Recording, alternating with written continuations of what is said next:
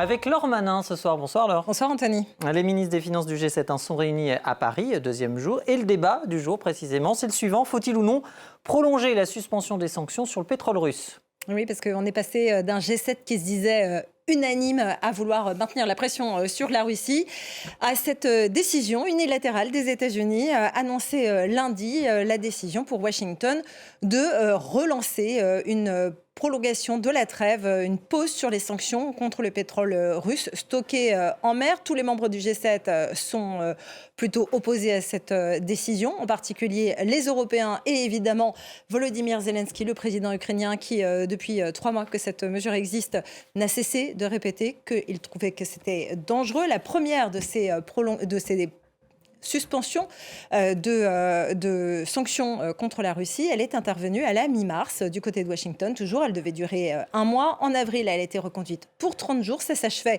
le 16 mai. Au départ, les États-Unis avaient dit qu'ils ne voulaient pas recommencer cette trêve.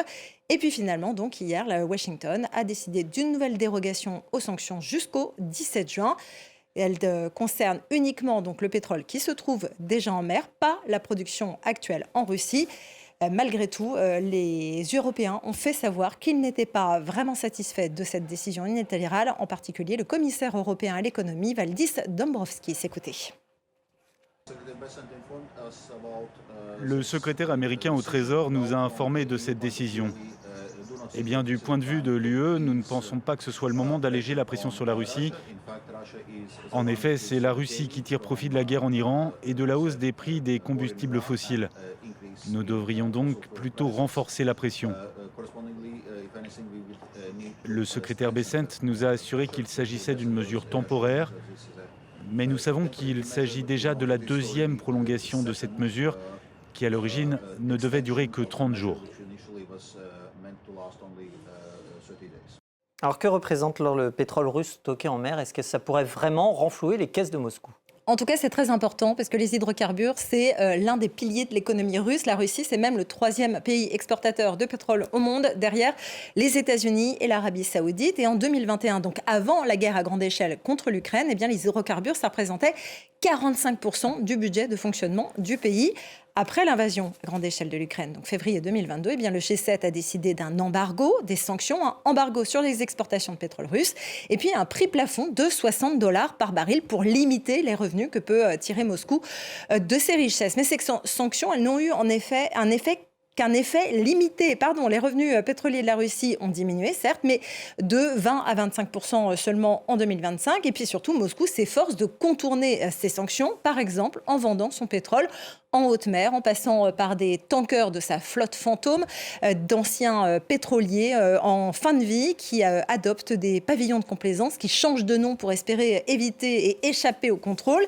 En 2022, Moscou y voyait un tel projet d'avenir, d'une telle façon d'écouler ses hydrocarbures que la Russie a investi 10 milliards de dollars dans cette fameuse flotte. Et puis, eh bien, ça marche, même s'il y a quelques interpellations, comme ça a été le cas, par exemple, en janvier, d'un pétrolier soupçonné de faire partie de la flotte fantôme russe et qui a été arraisonné par la marine française en Méditerranée. Mais en attendant, ça marche et ça marche plutôt bien. Il y aurait aujourd'hui 600 pétroliers environ qui assurent 70% des exportations maritimes de pétrole russe. Les volumes ont même quadruplé depuis avril 2022 et selon le cabinet d'analyse Kepler, eh bien, il y aurait 120 millions de barils de pétrole russe qui se trouvent aujourd'hui en mer, d'autant plus important que ce pétrole russe, eh bien, comme tout le reste du pétrole dans le monde, il a augmenté et avec la crise au Moyen-Orient, le coût donc, des $60 le baril, qui était donc le maximum selon les sanctions du G7, a sauté. Désormais, le pétrole de l'Oural se vend pour le baril à plus de $100.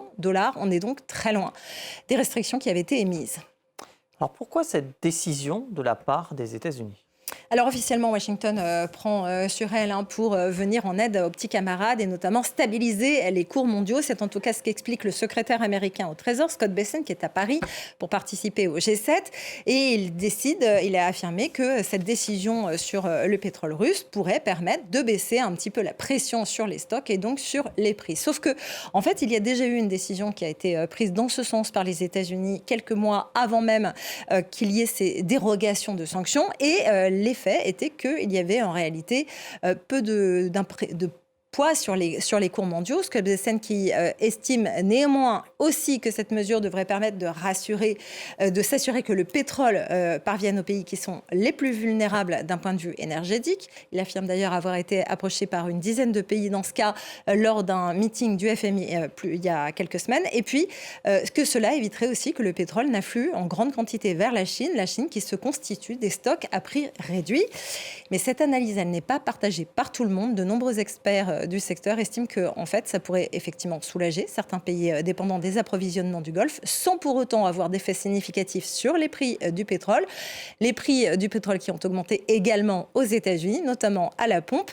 Désormais, le gallon d'essence n'est plus à 3 $ comme avant le 28 février, les bombardements sur l'Iran, mais à plus de 4,50 $. Or ça, c'est très important dans la vie des Américains. Ça influence beaucoup leur choix et notamment leur choix politique, au point que Donald Trump, qui atteint des sommets d'impopularité en ce moment, envisage de faire sauter les taxes fédérales sur le carburant pour baisser légèrement les prix à 6 mois, on le rappelle, des élections de mi-mandat. Les fameux midterms. Merci beaucoup, Laure Manin, pour l'économie.